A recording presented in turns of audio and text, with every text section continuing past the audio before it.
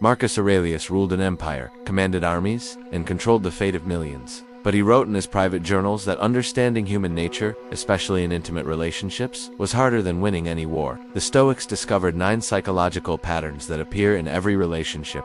Patterns that most men completely misunderstand and then wonder why they fail. What you're about to learn isn't manipulation, it's understanding. And the difference between those two things is everything. Most men spend their lives reacting to behaviors they don't understand, creating chaos where there could be peace. The Stoics knew something different, something that changes the entire game. Welcome to Stoic Valor. This is where we explore the uncomfortable truths that most channels won't touch. We're not here to tell you what you want to hear. We're here to show you what actually works. If you're looking for easy answers or comfortable lies, this isn't your place. But if you're ready to understand human psychology through the lens of ancient wisdom, if you're tired of failing in relationships because you don't understand the patterns, stay with me. What we're about to unpack will fundamentally shift how you see everything. Picture Seneca in Rome. Around 60 AD, he's one of the wealthiest, most powerful men in the empire, advisor to emperors, married for decades. And he writes something in his letters that most people read and completely miss. He says that understanding another person's nature isn't about controlling them. It's about controlling yourself in relation to them. That distinction is everything. Because what I'm about to share isn't a playbook for manipulation. It's a map of psychological patterns that the Stoics observed, tested, and used to build relationships based on strength, not weakness. Based on understanding, not reaction. Here's what most men get catastrophically wrong. They encounter behaviors in women that they don't understand. Behaviors that seem irrational or contradictory, and they react emotionally. They get angry. They withdraw. They try to logic their way through emotional situations. And they fail, over and over, wondering why nothing works. The Stoics would tell you that your failure isn't because women are incomprehensible. It's because you're trying to understand feminine psychology through a masculine lens. You're speaking a different language and getting frustrated that you're not being understood. Marcus Aurelius wrote extensively about this in his Meditations. Not about women specifically, but about human nature. He understood that every person operates from their own internal logic, their own psychological patterns, their own vulnerabilities. And the wise man doesn't fight against nature. He works with it. He observes patterns. He understands motivations. And then he responds from a place of strength and virtue, not from reactivity and ignorance. This is what separates men who build powerful relationships from men who constantly struggle and fail. Let me be brutally clear about something before we go further. When the Stoics talked about weaknesses, they weren't talking about character flaws to exploit. They were talking about psychological vulnerabilities that every human has, patterns that can lead to suffering if not understood and addressed. The goal isn't to use these patterns against someone. The goal is to understand them so you can respond with wisdom instead of ignorance. So you can lead with strength instead of being constantly confused and reactive. This distinction is everything. If you're here to learn tricks to manipulate, you've missed the entire point of Stoicism. Think about the last relationship that confused you. The last time a woman in your life, partner, friend, family member, did something that made absolutely no sense to you. You probably tried to solve it logically. You probably got frustrated when logic didn't work. You probably either exploded in anger or withdrew in confusion, and nothing got better. Why? Because you didn't understand the underlying psychology. You didn't see the pattern. You were fighting the symptom instead of understanding the cause. The Stoics were masters at seeing beneath surface behaviors to the core motivations. And that's what we're going to explore. Here's the first thing you need to understand. Feminine psychology, in general, tends to prioritize emotional security over logical consistency. This isn't a flaw. It's a different operating system, where masculine psychology often prioritizes solving problems and achieving outcomes. Feminine psychology often prioritizes feeling understood and maintaining connection. Neither is better. Neither is worse. They're different. And when you don't understand this difference, you create conflict where there doesn't need to be any. You offer solutions when what's needed is presence. You try to fix when what's needed is understanding. Epictetus, who spent years as a slave before becoming a philosopher, understood this deeply. He taught that most human conflict comes from mismatched expectations. You expect someone to behave according to your internal logic, and when they don't, you suffer. Not because they did something wrong, because your expectation was misaligned with their nature. The wise man, Epictetus would say, adjusts his expectations to match reality. He doesn't demand that reality conform to his expectations. He observes what is, understands why it is, and responds appropriately. Ryan Holiday writes about this in Ego is the Enemy, when he discusses how ego makes us think everyone should think like us, act like us, value what we value, and when they don't, we get offended, frustrated, angry. But the Stoic understands that every person is operating from their own psychology, their own past, their own fears and desires. And understanding those patterns isn't manipulation, it's wisdom. It's the difference between being constantly blindsided by behaviors you don't understand and being consolidated relationships with clarity and strength. Now, Here's where it gets interesting. The Stoics identified patterns that appear across humanity, regardless of gender, but they also understood that there are psychological tendencies that appear more frequently in feminine psychology than masculine. Not universal, not absolute, but common enough that understanding them gives you a massive advantage in building healthy relationships. And more importantly, in not destroying relationships through ignorance. Because most relationship failures aren't because people are bad. They're because people don't understand each other's psychology and then react destructively out of confusion. Mark Manson talks about this in The Subtle Art when he discusses how we're often incompatible not because we're wrong for each other, but because we don't understand each other's core values and psychological needs. We're trying to speak different languages and getting frustrated that we're not connecting. The Stoics understood this 2,000 years ago. They understood that wisdom in relationships starts with understanding psychology, not to exploit it, to work with it, to build something strong instead of constantly tearing it down through ignorance and reactivity. But here's what they understood that changes everything. These patterns, these psychological vulnerabilities, they exist in you too. Different patterns, perhaps. Different manifestations, but everyone has psychological weak points. Everyone has behaviors that come from fear, from past wounds, from unmet needs. And the goal isn't to become someone who has no vulnerabilities. The goal is to understand your vulnerabilities and others' vulnerabilities, so you can navigate relationships with wisdom, instead of constantly triggering pain in yourself and others. Hold that thought, because what I'm about to share changes everything. The 9 patterns we're going to explore aren't weapons. They're a map, and how you use a map determines whether you reach your destination or get lost. But knowing this changes nothing if you don't know how to apply it, and the way you apply it is not what you think. So how do you actually navigate these psychological patterns without becoming manipulative or losing yourself in the process? Let me show you exactly what the Stoics would do, because there's a massive difference between understanding psychology to exploit someone and understanding psychology to build something real, and that difference determines whether you become a better man or just another manipulator. The first pattern the Stoics observed is the need for emotional security over logical consistency. Most men encounter this and lose their minds. She says she wants one thing, then seems to want something completely different. She says she values independence, then gets upset when you give her space. It seems contradictory, irrational, but here's what's actually happening. Emotional states shift, and priorities shift with them. What feels right in one emotional state doesn't feel right in another. The masculine mind tends to maintain consistent positions regardless of emotional state. The feminine mind tends to speak from the current emotional state. Neither is wrong, but if you don't understand this, you'll constantly feel like you're being lied to or manipulated, when that's not what's happening at all. The Stoic response isn't to get angry at this inconsistency. It's to understand that emotions are information, not commands. When she says something in one emotional state and something different in another, you don't attack the inconsistency. You stay grounded in your own principles while understanding that her expression is coming from her current emotional experience. You don't become a weather vane, changing direction with every emotional shift. But you also don't become rigid, demanding logical consistency from a process that isn't primarily logical. You remain the steady presence while the emotional weather changes. That's leadership. That's strength.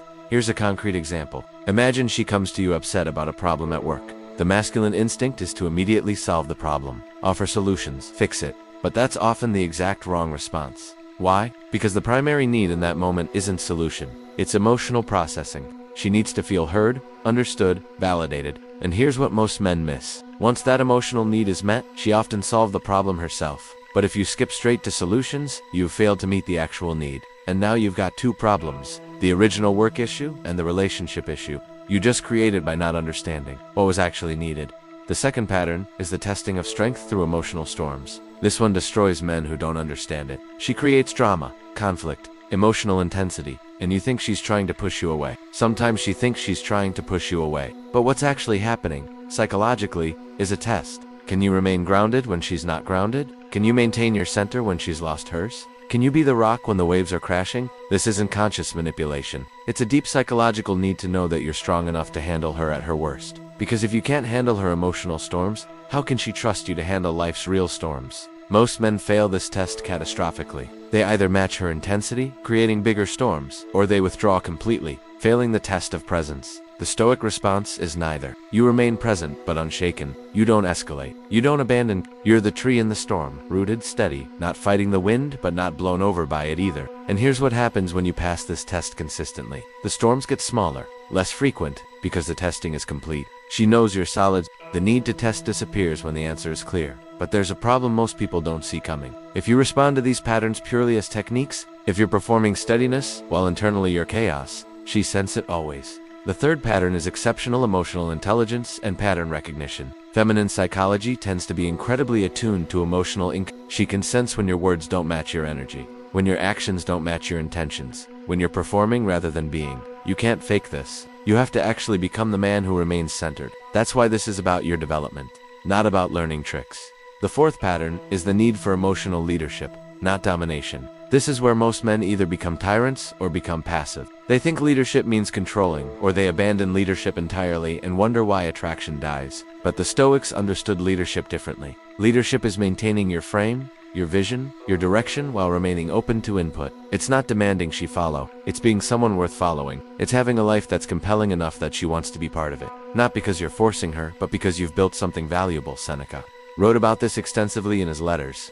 He talked about how the wise man leads by example, not by force. How he maintains his principles while respecting others' autonomy. How he creates a life so aligned with virtue that others naturally want to participate in it. That's attractive, not because it's a technique, but because it's genuine strength. And here's what most men miss. When you try to dominate, you create resistance. When you abdicate leadership, you create contempt. But when you lead from genuine strength and virtue, you create respect and attraction. It's not a trick. It's becoming someone worth being with. Tao. What I'm about to share is counterintuitive, but essential. The fifth pattern is that attraction isn't primarily logical. It's emotional and biological. Most men try to logically convince a woman to be attracted to them. They list their qualities, their achievements, their value, and they wonder why it doesn't work. Because attraction doesn't care about your resume. Attraction responds to how you make her feel. And how you make her feel is determined by your presence, your confidence, your groundedness, your authentic strength. You can't argue someone into attraction. You can only become attractive. James Clear talks about this in Atomic Habits when he discusses identity-based change.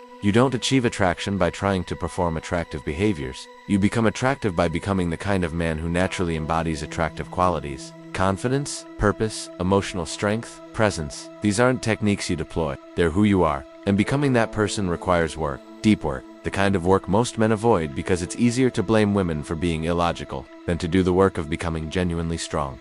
If this is hitting different, if you're feeling something shift inside you right now, then subscribe to Stoic Valor, because we're not building an audience here. We're building a brotherhood of men who refuse to stay weak, confused, and reactive. We're building men who do the work. We're just getting started. And what we're about to explore will show you that this works in the real world, with real people, in real relationships. But does this actually work in the real world, when everything is falling apart? Let me show you. But does this actually work when you're in a real relationship with real problems? When psychology meets messy reality? Let me show you what happens when men actually understand and apply these patterns from a place of strength rather than manipulation. Because theory is beautiful, but reality is where everything proves itself or falls apart. There was a man I'll call Alex's successful career. Intelligent, logical to a fault, and his relationship was dying. His partner would get upset about things that seemed trivial to him, and he'd respond with logic, trying to solve problems. Wondering why she seemed to get more upset the more solutions he offered. He'd say things like, "That doesn't make sense," or "You're being irrational," or "Just do this and the problem is solved." And every attempt to help made things worse. He came across Stoic philosophy during a particularly bad period, specifically Marcus Aurelius's teachings on accepting different natures. One passage stopped him. Marcus wrote about how people act according to their nature, and getting angry at someone for acting according to their nature is like getting angry at a fig tree for producing figs. Alex realized he'd been demanding his partner operate according to his logical masculine psychology, getting frustrated when she operated according to her emotional feminine psychology. He was fighting her nature instead of working with it. So he tried something radically different. Next time she came to him upset, instead of offering solutions, he just listened, fully present, not waiting for his turn to talk, not formulating fixes in his head, just listening to understand. Here's what happened. She talked for maybe 10 minutes, felt heard, and then said, "Okay, I know what I need to do." She solved it herself. He did nothing but provide present, grounded listening, and the problem was resolved. But more than that, she felt closer to him than she had in months, because he finally met her actual need instead of the need he assumed she had. That's the first pattern in action. Emotional security and processing before solutions. It sounds simple. It's not. It requires you to override your instinct to fix and just be present. But when you do, everything changes. Contrast this with another case. A man who learned about these patterns and used them as manipulation. He'd pretend to listen while internally dismissing everything she said. He'd perform steadiness during emotional storms while internally resenting her. He'd use the appearance of emotional leadership to control and dominate. And it worked. For a while, she responded to the surface behaviors. But eventually, the inauthenticity became apparent. The resentment leaked through, the performance cracked, and the relationship imploded worse than if he'd never learned anything. Why? Because techniques without genuine transformation are just manipulation, and manipulation always fails eventually. Ryan Holiday writes about this in Ego is the Enemy. He talks about how ego makes us think we can shortcut genuine development with tricks and performance. But real strength, real attraction, real connection, these come from genuine transformation, from becoming someone who doesn't need to perform because the qualities are real. The Stoics understood this. They didn't teach techniques. They taught virtue, character, genuine strength, and when you build that, the techniques become unnecessary because you're naturally responding from wisdom,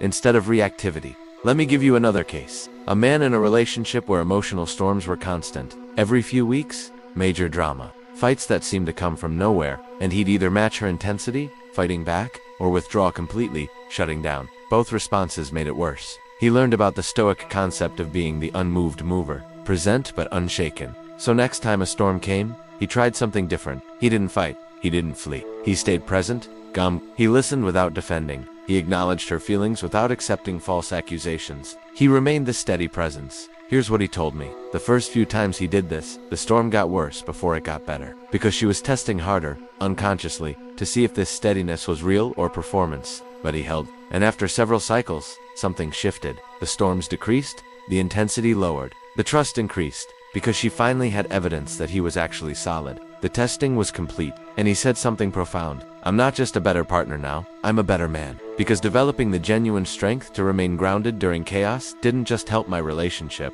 it helped every area of my life. That's what the Stoics meant. This isn't about relationship tricks, it's about becoming genuinely strong. And that strength serves you everywhere. In your career, when pressure mounts. In your friendships, when conflict arises. In yourself, when your own emotional storms hit. You're not learning to manage women, you're learning to manage yourself. And that makes you someone worth being with. Now let's talk about someone who misunderstood the pattern about emotional leadership. He thought leadership meant making all the decisions, controlling the relationship, demanding things be his way. And he was confused why his partner became increasingly resentful, why attraction died, why she eventually left. Leadership isn't domination. Leadership is having a compelling vision and inviting others to join it. It's maintaining your direction while respecting others' autonomy. It's being so aligned with your purpose that others want to be part of what you're building. Another man understood this correctly. He had a clear vision for his life, his health, his career, his values, his goals. And he lived that vision fully. He didn't demand his partner follow. He invited her to be part of something he was building with or without her. Not as a manipulation tactic, but as genuine purpose.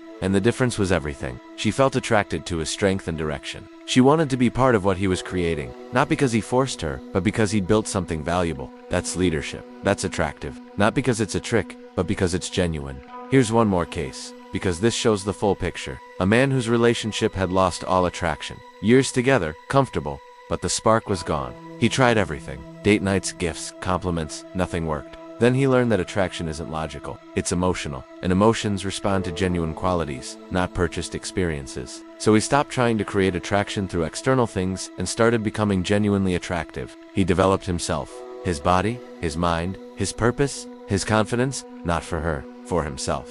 And here's what happened. As he became more genuinely developed, more grounded in purpose, more confident in himself, she noticed attraction returned. Not because he did anything to her, but because he became somewhat attractive. He stopped seeking her validation and started validating himself through genuine development. And paradoxically, when he stopped needing her attraction, she became more attracted, because genuine strength is attractive. Neediness is repulsive. It's not a trick. It's human psychology. These aren't special men. They're men who understood patterns and applied them from genuine strength rather than manipulation. The same understanding available to you right now. So the question becomes, are you ready to do the actual work? Because everything changes after this. Remember what we started with. Marcus Aurelius saying that understanding human nature and relationships is harder than winning wars. Now you understand why. It's not because women are incomprehensible. It's because understanding requires you to override your ego, your reactivity, your need to be right. It requires genuine transformation, and most men aren't willing to do that work. They want tricks, they want shortcuts. They want to stay exactly who they are while expecting different results. And that's why they fail, over and over, wondering why nothing changes. Let me bring this full circle. The 9 patterns we've explored aren't about women's weaknesses. They're about human psychology. Yes, these patterns tend to appear more frequently in feminine psychology. But here's the truth that makes this entire discussion worth having. Understanding these patterns forces you to become stronger, more grounded, more present, more genuine, less reactive, less needy. less controlled by your ego, and that transformation serves you in every single area of life. This was never about learning to manage women. It was always about becoming a man worth being with.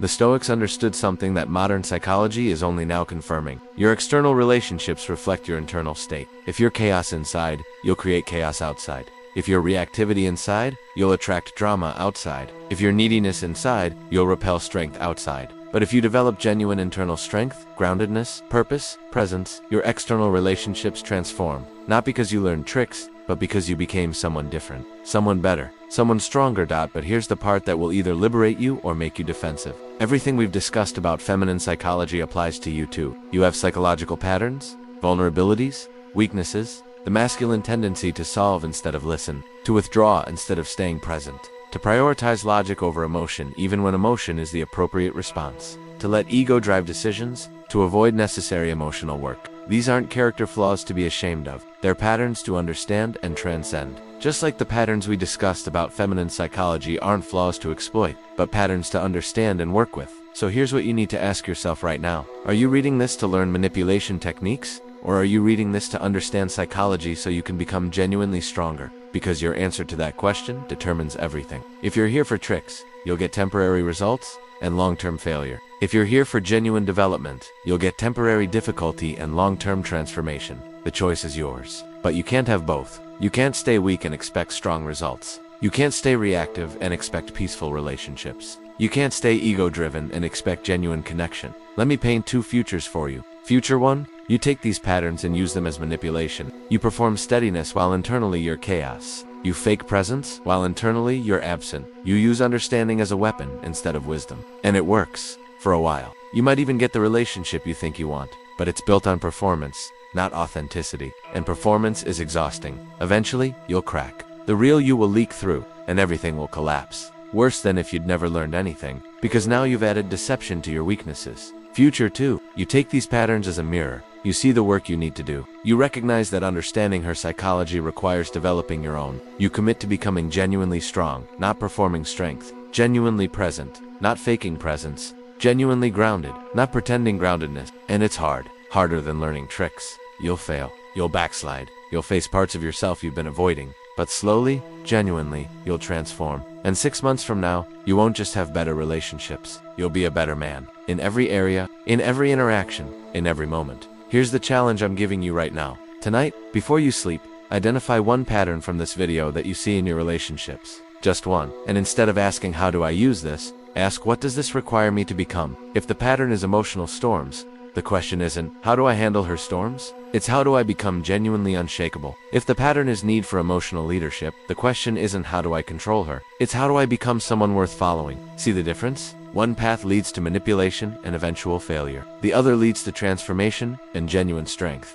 Epictetus, the slave who became freer than emperors, wrote something that applies perfectly here. If you want to improve, be content to be thought, foolish, and stupid. You know what he meant? That genuine development requires you to admit you don't know everything. To admit you've been doing it wrong. To admit you need to change. And your ego hates that admission. It wants to protect your image, your pride, your sense of being right. But that ego is exactly what's keeping you weak. The moment you're willing to look foolish, to admit ignorance, to commit to genuine learning, that's the moment you actually start becoming strong. If you want to continue this journey, if you're ready to become genuinely stronger rather than learning tricks, subscribe to Stoic Valor. We're not here for men who want shortcuts. We're here for men who understand that real strength requires real work. Every video we create is designed to challenge you to become better, not to feel better, but to be better. That's the difference. That's what we're building here. Drop a comment telling me which pattern hit you hardest. Which one made you recognize your own reactivity, your own weakness, your own need for development? Your honesty might be exactly what another man needs to hear to finally start his own transformation.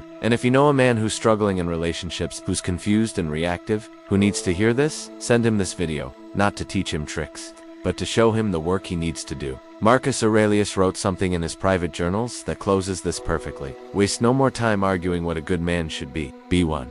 That's it. That's the entire message in one sentence. Stop debating. Stop looking for shortcuts. Stop trying to manipulate your way to strength. Do the work. Become genuinely strong, genuinely grounded, genuinely present, not for her, for yourself. Because when you're genuinely strong, everything else handles itself. Your relationships improve. Your career improves. Your entire life improves. Not because you learned tricks, but because you became someone who doesn't need tricks. You're standing at a choice point right now. One path is comfortable. Learn some techniques. Try to get what you want without changing who you are. Fail, and blame women for being irrational. The other path is uncomfortable. Face your weaknesses. Do the work of genuine transformation. Become actually strong. Build relationships from strength rather than neediness. The first path is crowded. Most men take it. The second path is lonely. Few men have the courage. But the few who do, they become the men that others want to be around, learn from, and yes, be with. The Stoics walked the second path. That's why we still read their words 2,000 years later. That's the path I'm inviting you to walk. Not because it's easy, because it works. See you in the next one.